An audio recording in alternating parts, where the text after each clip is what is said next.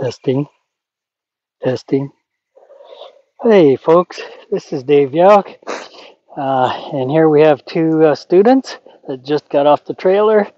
The Pinto Walker is Dante, and there's a Dun, the little Dun quarter horse pony thing is Nickle. So Nickle is afraid of people. He's actually dragging a lead line right now, which first few times he walked with it scared the heck out of him.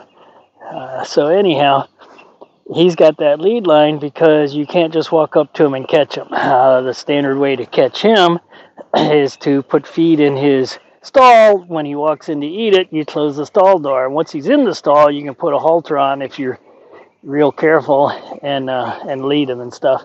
He leads good. Dante, his main problem is he is completely hooked to Nickle in terms of insecurity. So he's very, very buddy sour. He panics when he's not with him, and so he's insecure within himself. So that's why they're here. And one of the things I'm going to do is they both need to be dewormed. And so I wanted to video this. It's not unusual that folks give me horses and they go, and while he's there, could you deworm him, please? I can't get dewormer in him. So I'm going to show you how I do that. And one of the things I'm going to mention is you always want to set a horse up for success and start at the start, which is usually not involving the dewormer. You ask yourself, what does the horse need to be able to do or know or handle before I do the final thing I want to teach him? And for me, the simple one is if I can't put a finger or thumb in the horse's mouth and have them be comfortable with that, trying to put the dewormer tube in their mouth is going to be even harder. So for me, the foundation skill is to be able to stand there with their head bent slightly toward me, relaxed, head down, not too high, and I should be able to put my thumb in the corner of their mouth or even all the way in and wiggle it around, and they don't care. The only thing I do want them to do is pre-bridle training is if I put my thumb in the corner of their mouth, I'd like them to open their mouth, please. So, and that makes it easier for the dewormer too.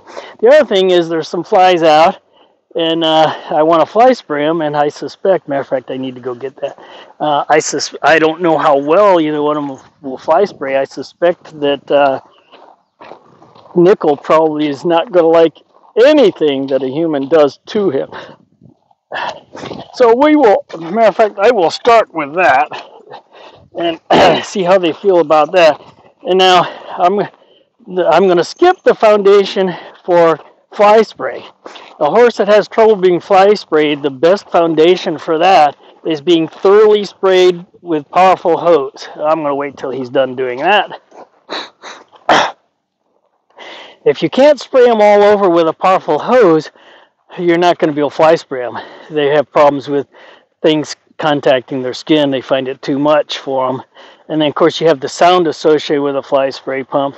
The other thing I'll do is I'll fill up a fly spray bottle with water so I'm not wasting fly spray while I'm teaching them to accept being sprayed all over. The other thing you have to make sure you do is desensitize the legs. If you can't pick up all four of the feet, then fly spraying them is going to be a problem. If you can't pick up the hind feet or you can't get your hand in the flank without being kicked or something, well, that means that they're sensitive to that region of their body. They haven't been desensitized to that region, and if you're trying to put fly spray on a region that they don't like you even touching, that's a problem. So you always want to make sure the horse is good to go with things not involving the final product. As my mentor used to tell me, he's a really good trainer because he doesn't start with the finish, he starts with the start. That would be Kenny Harlow, by the way. Long time ago. Okay, so I'm going to go ahead and put a lead line. Let's see. You both have bluish halters, so I don't know which lead line goes with whom. But we'll say that. And we'll see how Mr. Dante likes people. Good. And you're going to see me using active and passive leadership. Active leadership is kind of like being a drill sergeant and directing and ordering, and it involves their feet. You'll hear that just about everywhere. Okay, but by itself, it produces a high-strung, overly sensitized horse with what I call performance anxiety, which means it's reactive instead of responsive.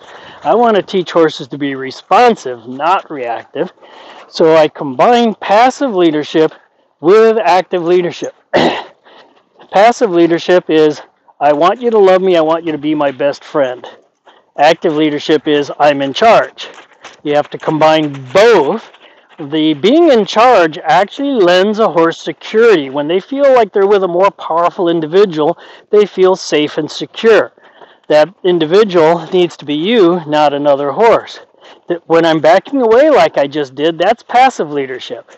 When I walk toward him, active leadership. He looks at me, that's what I want. I back away and give him passive leadership. Petting, rubbing, touching, talking quietly, all those things are passive leadership. Directing, using negative reinforcement, pressure basically, that's active leadership. Good boy. That's passive leadership. This is passive leadership. As I was walking toward him, it was kind of active leadership. He's got, wow! He's got flies all over him. Definitely need to fly spray him. And he's a bit reactive with people too. Interesting.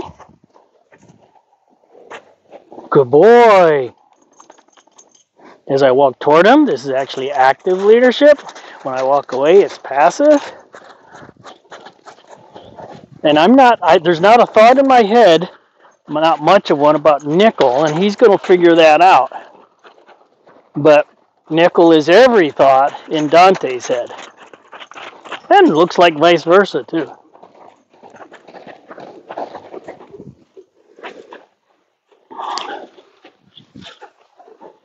Before we get to fly spraying or deworming, we got to get to catching. And I want a horse to catch me. I don't want to catch a horse. So every time I step away, I'm creating a vacuum between us that I want the horse to fill. Good. And it starts with, look at me. So when he's looking at me, I want to give him a reward for that. Positive reinforcement. And the strongest reward we can offer a horse is peace. Good. And yes, it's more powerful than treats.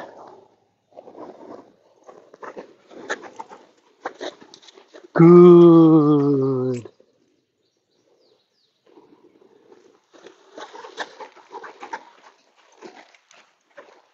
Good.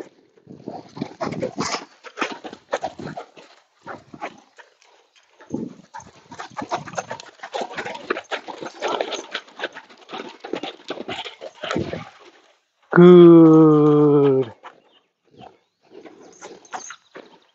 Good. Don't knock that over.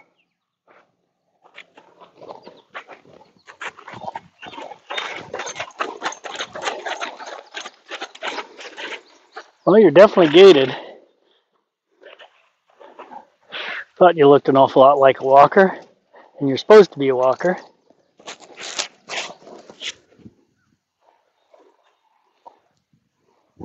Good. This is adding even more of a release or peace.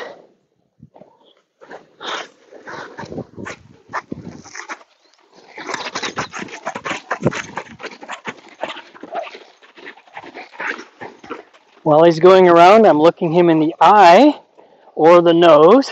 If I think he can take the pressure of the eye, looking at a prey animal in the eye from a predator is predatory vision pressure. So if I think they can handle that, I want to do that to make sure I get their attention. If I don't think they can handle me looking in the eye, I look at their nostril. And that's putting pressure in front of their drive line, telling them, A, look at me, B, stop moving forward. Good. I'm not trying to be sneaky. I'm trying to be quiet. If I put too much pressure on, and physical proximity is pressure, then they're going to leave. Especially Nickle. And then he'll take Dante with him. Good. Good. Good. So right there was an example of him filling the vacuum void that I created by stepping away from him. And every trainer has different things that work for them.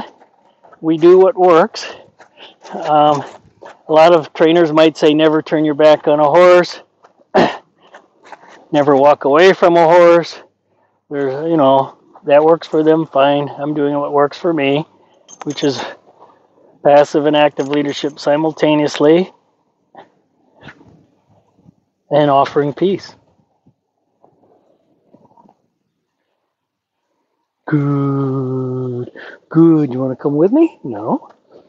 Okay.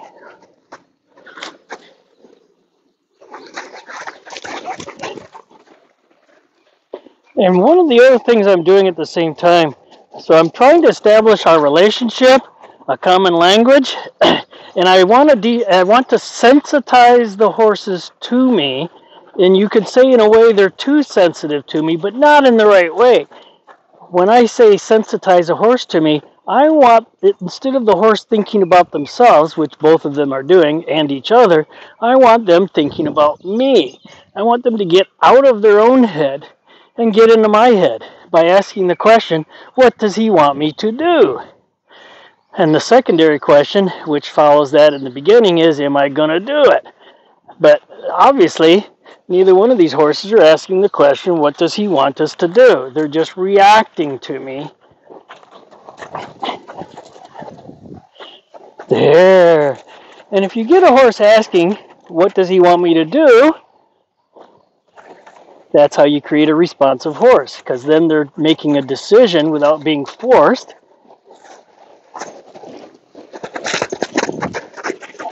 Really nice.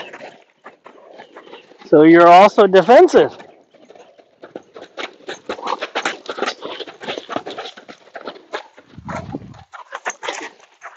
Now I'm hoping while I focus on Dante that Nickle is going to figure out I'm not thinking about him at all, and he doesn't have to move at all.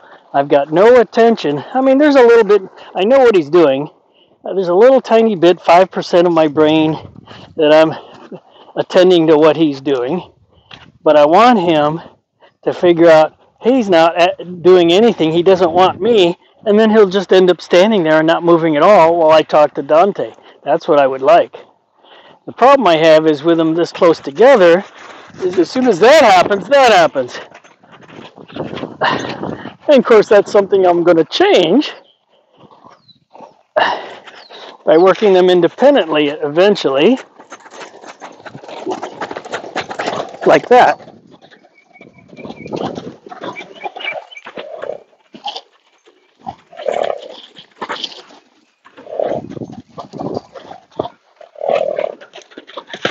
And you can see how panicky he can be when he's not with him. I should have freaking, been a while since we've had rain, clearly. Should have hosed down my round pen. It's full of dust. That's not good for any of us. Yeah.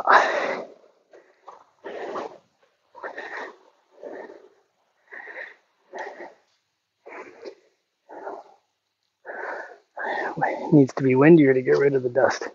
Okay, well, maybe I need to create a little less dust.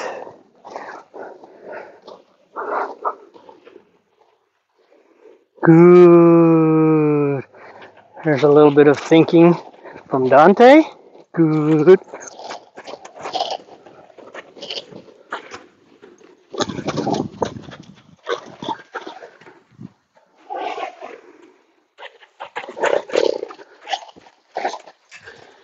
And by the way, I had them both snap tested for Lyme and anaplasmosis. More for Lyme because the behavior they're both exhibiting is very common to what you see in Lyme disease.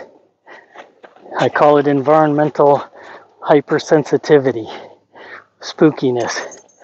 There's a lot of things that go along with it, but they can't think clearly.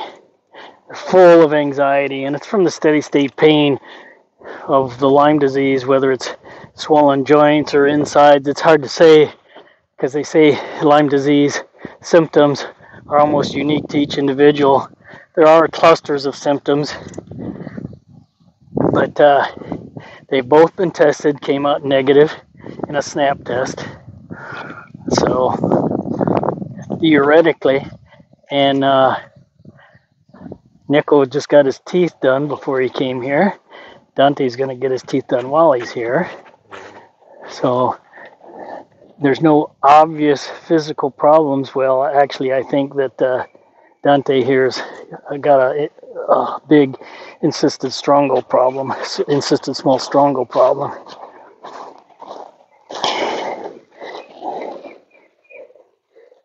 And that's from the appearance of his back and his coat condition. His top line is depressed. Now it could also be from his teeth. His teeth are in pretty bad shape. And he's middle-aged, and I don't know when his teeth, the owners are new owners, and nobody knows when his teeth were done last, but I've looked in there. He's actually missing a middle incisor tooth, and his molars are really sharp. I can't go very far back, but anyhow, that's going to get fixed while he's here too.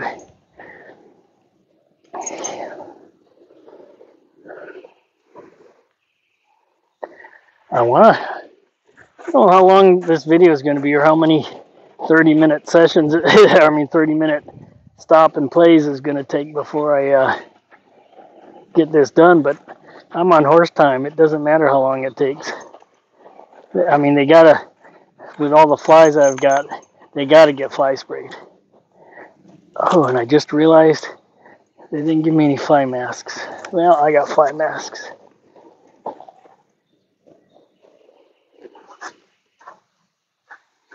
Good. You know, I'm watching these two interact, and theoretically, Dante is completely hooked to Nickle. But as I watch them interact, there's a chance that this is about Dante taking care of Nickle for Nickle's sake, not his own. Because I'm watching him interact, and Nickle is extremely clingy to him, not just buddy sour. He's not as buddy sour when you have a lead line on and you're leading him. He's not panicking when he's not with Dante, but Dante panics when he's not with him. But it might be because he's more worried about Nickle, because I see Nickle touching him, and that behavior right there. So it's interesting as we try and understand the dynamics between these two guys. They're the only two horses with the owners. Good, good. He is defensively aggressive. That's a fly. That behavior right there was not at me. It was directed at a biting fly. But, and again, I don't know if he's defending Nickle from me or himself. I think it's himself. But he is defensively aggressive. Good, good, good, good. Nope. Good. Oh, man, sweat dripping in my eyes. And like right there, well, he might have been rubbing his face, flies. I don't know. It's hard to say what's going on here because we do have so many flies. Don't go there. Good. Good. That was impressive. So I'm walking away to give him a really big release because that's the first time I saw him thinking about me and not about Nickle being so far away from him. So I want him to give him a chance to think about that. We need time to digest information and learn. Learning is not instantaneous. If it is, you're teaching reactive learning, not responsive learning. And I don't want teaching to be down to, I'm just going to teach you a bunch of reactions. If I touch here, do that, touch there, do that, touch there, do that. No. I mean, that's part of cueing systems, but I want a thoughtful horse.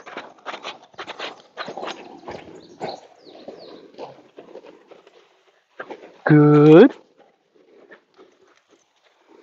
Good.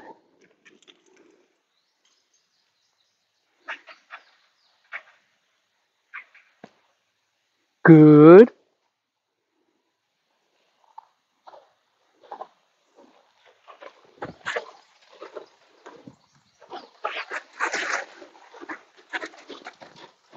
Good. Don't go with him. Don't go with him.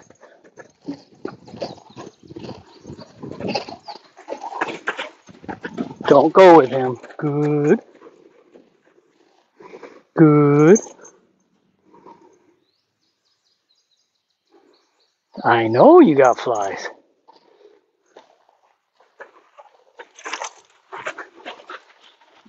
I got sweat in my eyes.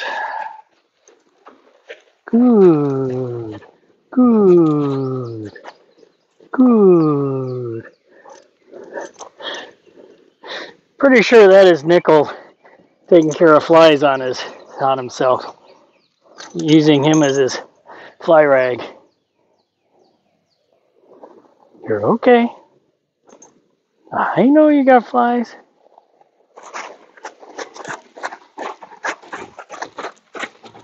Don't go with him.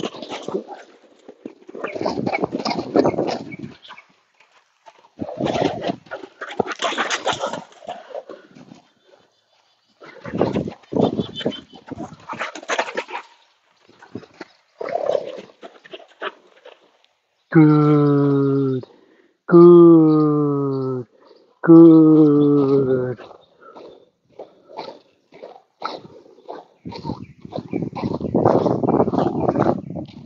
Need a super release. When you make horses really emotional, if they got all this anxiety and emotions, can they learn? Nope. None of us can. The best learning occurs when you're calm, relaxed, and attentive. So, if I fire their feelings up with active leadership, I need to give them a big break. The higher I take their feelings, the longer the break or the bigger the release needs to be for them to calm down and then digest the experience. That's learning. Good. Good. Good. Good. Good.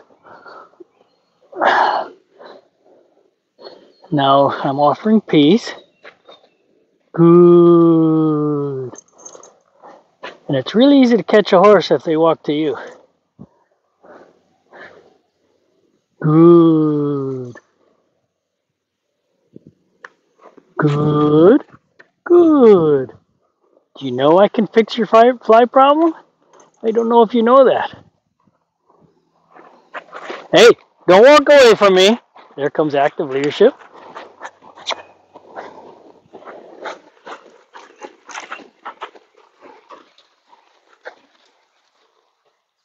Don't want this rear end, wrong end. Thank you. Good. Good. Good. Not him, me. Not him. Good. Good. Good. Good. Good. Good. You're okay. You're okay.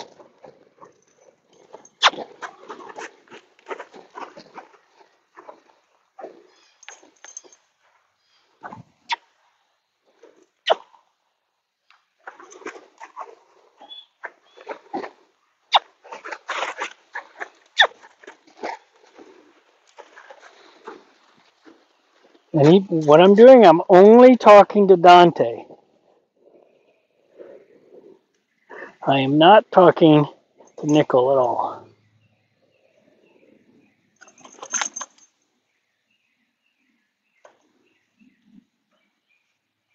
Good.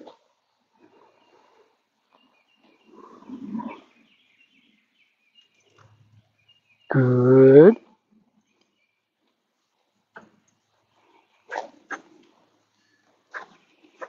Oops, my timing was off on that.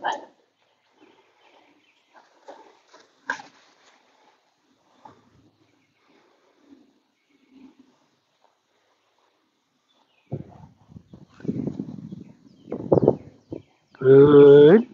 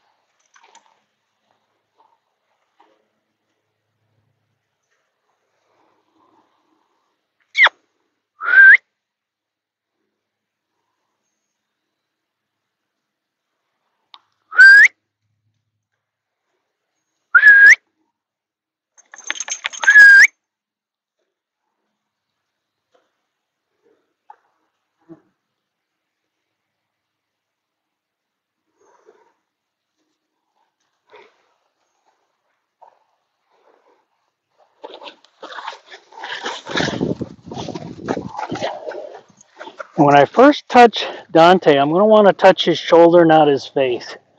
I mean, I thought he was the tame one, and I don't know if he's feeding off of Nickle or what's going on here. But if you take a hand right for pet their forehead, this is like a predator's claw reaching for their head with all their sensory systems on it. Yeah, not. If they're worried about you, definitely don't have your first contact be on their head. Have it be on their shoulder. And just stand next to them first. If he allows me to just stand next to him, the first thing I'm going to do is walk away. I'm not going to touch him. I'm going to let him touch me. And then when I get in a position I'm happy with, I'm going to walk away. Like he reaches out for me like that, I want to use my passive leadership. I want to be able to stand next to him like this and he just touch me with his whiskers. And he's touching me with his whiskers and muzzle right there. And I should have walked away and I didn't.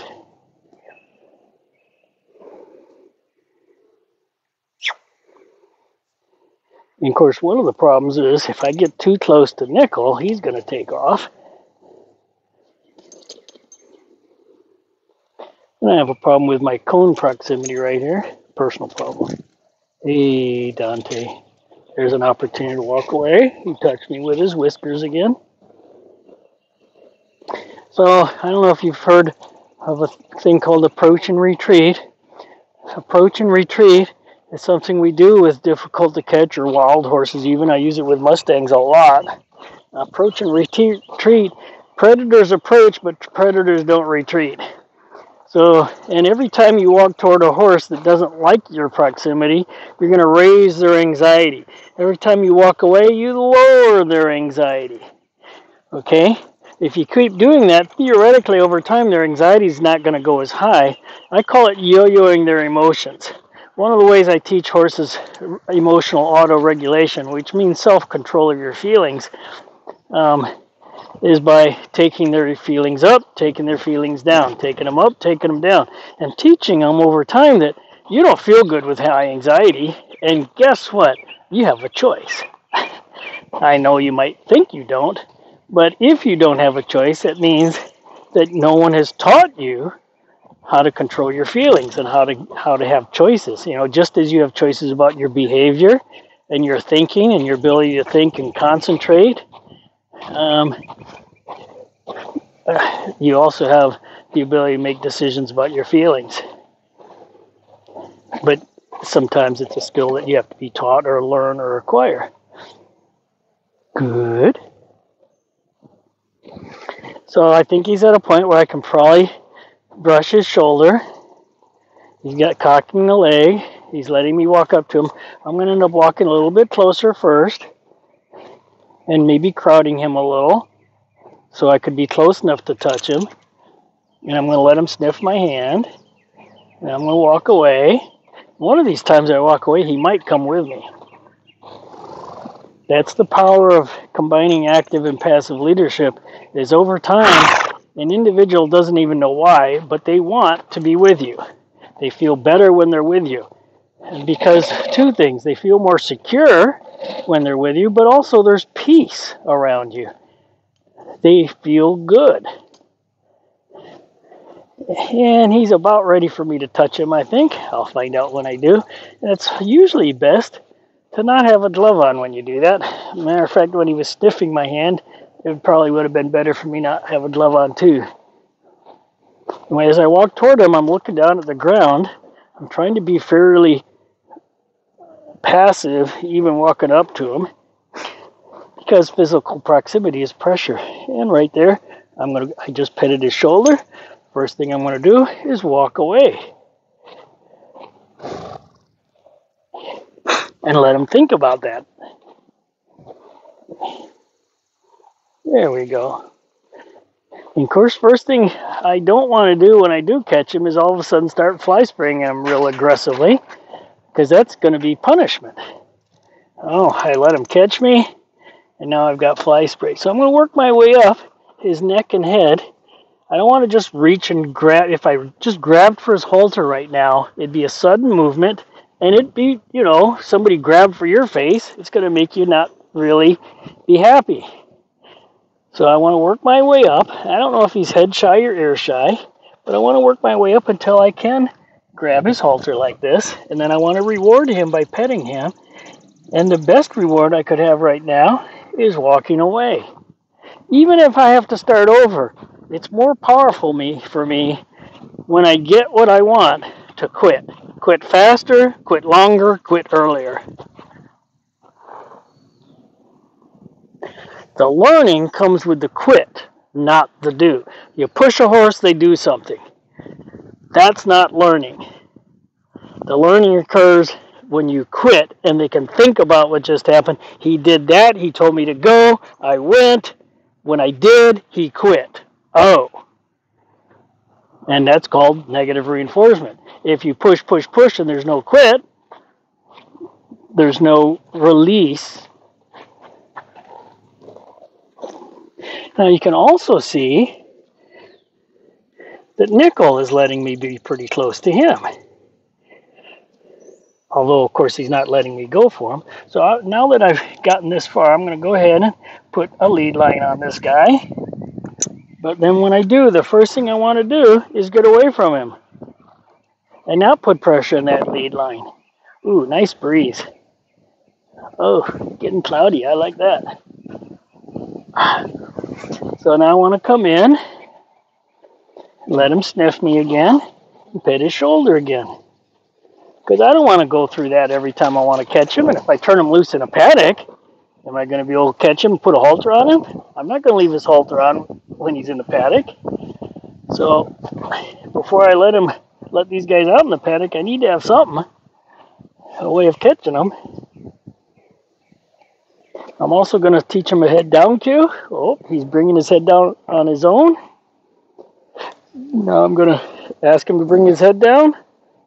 Horses have an autonomic response. If they voluntarily hold their nose within 6 inches of the ground, they let go of anxiety. And if the anxiety is preventing them to think and come to decisions, it's going to allow them to start thinking and learning. There, lick and chew is a sign of release of anxiety, and now he can think more clearly. Okay, he just offered to shake my hand by exchanging breaths through our nostrils. That's a horse's way. It's the equivalent of dogs sniffing each other's butts.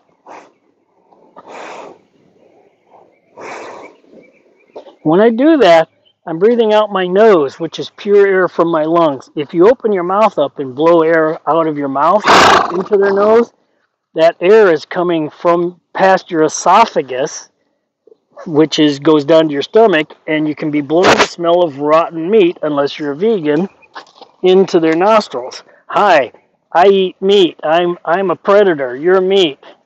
Not a good feeling from a horse. Okay, going to put pressure on this lead line till he drops his head. And you can see Nickle's anxiety has gotten nice and low. Good. Good. You got flies everywhere. Okay. So, step 1, put the glove back on in case he pulls. Step 2, see how he feels about a fly bottle. I have no idea how he feels about this. So first, I have to see if he's afraid of the bottle. Before I think about spraying, when I hold this lead line, I always want to hold it with my little finger closest to the snap. Because when I hold it like this, if he pulls and I pull, I'm using my bicep muscle right there. The huge, strong one. If I flip my hand over like this and have my thumb closest to there, I'm using my tricep, a third the strength of my bicep. So when I do this, I have a 3 times stronger pull, or I can accept a 3 times stronger pull from him. Okay, so first thing I want to do is rub this on him and see if he's afraid of the bottle. He says no. Well, I need to rub his whole body and see if he's afraid of it anywhere, not just on his shoulder. And the answer is now he's ducking down a little on his back. That does give me an implication that he's got encysted small strongles because it creates a sore back from all the cysts that the level of the third stage larvae are living in. It creates muscular inflammation in the large intestines and the colon. So he's telling me, go for it. First place to spray, shoulder. Ooh, look at those flies drop. I don't want to have too long of a lead here. If he decides to kick me, I need to actually shorten that up. And he says, no problem, I like being fly sprayed. Well, I didn't know that. I can't even catch you. So let's, instead of spraying it all over his head and creating a problem, I want to spray it on my glove. Everybody knows this, right? And wipe him with my glove. Wipe his head and ears. Oh, he really likes that. Holy moly. Oh, what a good boy. I want to get his ears. I want to get around his eyes. Oh, there. Now, of course, the other side is called the near side of the horse. Their left side, if you're facing their nose. From behind. I got a biting fly, which I think I just, yep, got him. You're okay. I killed a fly for you. I don't know if that's Nickle moving or him not wanting me on his offside. But the right side of the horse is called the offside. It's like port and starboard on a ship. It's which, if you say the right side of the horse, do you mean from the front or from the back? So we use near and far side, so everybody understands. If I say far side, which side of the horse I mean. This is the far side. And because people don't spend as much time over here, a lot of horses are not desensitized over here, and they're a little afraid of people being over here. You just never know, but So I might have more of a response when I fly spray him on this side than the other side. But nope, he's doing good.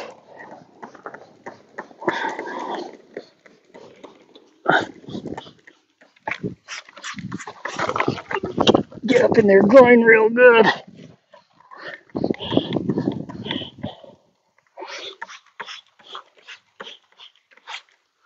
Good job right there. Oh, good job. Good job. Well, it's nice to note that he likes his forehead rubbed. He seems to actually prefer that over anything. So I'm going to file that away. And, I said earlier, don't go right for their face. Well, he might be opposite of most horses and go, that's my favorite spot on my body. Okay. So now, we're going to get to the dewormer part. Fly spray was easy, not a problem. So I'm going to go ahead and pick up the dewormer. And he's going to get, because he has what's called an insistent, well, I'm not going to get into this, but to get rid of insistent small strongles, one application of a dewormer which says they kill insistent strongles is not really going to work if they've got a bad infestation. And there's only 2 drugs that do that. Quest with moxidectin in it, and that's the manufacturer claim they kill insistent small strongles. And then, of course, a Panicure Power Pack, which means 5 days in a row double dose fenbendazole. And fenbendazole is documented as having a lot of worm resistance to that drug because it's been in use for, 50, 60, I don't know how many years, long ass time. So it's lost a lot of its effectiveness, which is why they went to the Power Pack, which is double dosing 5 days in a row. And the cool news is fenbendazole is very dosage tolerant, so you're not going to kill your horse doing that. Moxidectin is the opposite. It's a very strong poison, so it's dosage tolerant, which means you want to know what the horse weighs and give them only as much as they can tolerate. So anyhow, we start what's called a 30-day protocol for deworming. And if you really want to talk about this, direct message me on Facebook or something, David Yauch, Yauch, and I'll be happy to share what I know. I'm just not going to post it out there for everybody. It can be misused. And I'm not a vet. So we're going to start with ivermectin with this guy, just in case he's got a lot of other worms. We don't want to do too powerful of a dewormer at first. We can actually create toxic dead bodies if he's got a whole lot of all kinds of worms in him. Oops, what am I doing? Actually, I don't know if he's got a problem with deworming, so I ought to just offer this to him. He's not a young horse. I don't know what he is. He's supposed to be probably 10 or 12 or something, but you can't really tell. Anyhow, so I guess I should just offer this to him. If he's easy, then I don't even have to worry about it. And is this apple flavored? It doesn't look like it. Ooh, yes it is. I can smell it. So he might just be happy with this. So I'm going to go ahead and try it with him and see what he thinks. If I can't hold this next to his nose and he's afraid of the tube, then I should not put it in his mouth. Okay, so what I'm also going to do, I guess I need that cap. So he is kind of breathing heavy, and he's not snorting. I already taught him to lead a little bit. He was basically wanting to drag his handler around, and I said, no, not me. Okay, so you're worried about him, aren't you? So what I'm going to do is make sure I can put my hand in a good position for deworming. I'm going to take my thumb and I'm going to put it in the corner of his mouth and see how he feels about that. He doesn't mind too much. When he stops licking or calms down or drops his head, I'm going to take my thumb out, basically when he quits. I'm going to take that right there. Now I'm actually got my thumb on the roof of his mouth, so I'm stimulating him a little bit. So he might not quit chewing on me. But I want to do that a few times and make sure he's good with my thumb going in there. One of the easiest ways to do this is if your horse has problems with dewormer, is while your thumb is in there, get another person to hold the horse, put the tube in with your thumb. And I always put the paste back between the cheek and the teeth so that the paste stays in their mouth. If you put it on their tongue, they just put their tongue out and scrape the paste right off. And now you can go get another thing of dewormer, except you have no idea how much the horse got, if any. So we're going to say he's about 1,100 pounds-ish, although this is ivermectin, and it's pretty hard to overdose ivermectin, but still, I'm going to give him about 1150's worth. Okay, so I'm going to rub this on his cheek. Put this hand over here. Rub this on his cheek. I'm going to go ahead and put it in the corner of his mouth as if it were my tongue. I'm going to put a little in at a time, right up along in his cheek, in the back. I'm only going to give him a little at a time because if you put one big glob, you might spit out the glob with his tongue. So I'm giving him a little at a time, using my hand to squeeze in some. I could even take it out and give him a break right now, but I'm not going to do that. There we go. I'm going to leave it in there for a little bit, even though I've dispensed all the dewormer. Then I'm going to take it out. There we go. Good boy. Good boy. And I probably have to go reset the camera because videos longer than 30 minutes suck. Who's got that kind of time? And uploading them. So I'm going to go ahead and... Oops. Now, I've done with him what I needed to, which is fly spray and deworm. So I'm going to go ahead and take this lead line off. I'm not going to take the halter off yet because I don't know how he is with being haltered or not. Although I'm going to be taking it off. I guess I need to take it off and put it on a few times since I'm going to take it off in his paddock. So I'll go ahead and stop the camera and create a new file. This is part one of I don't know how many. I know Nickle is going to be hard because he's afraid of people and doesn't like to be caught. So, okay, let's see how long this session was. 47 minutes, yikes, okay.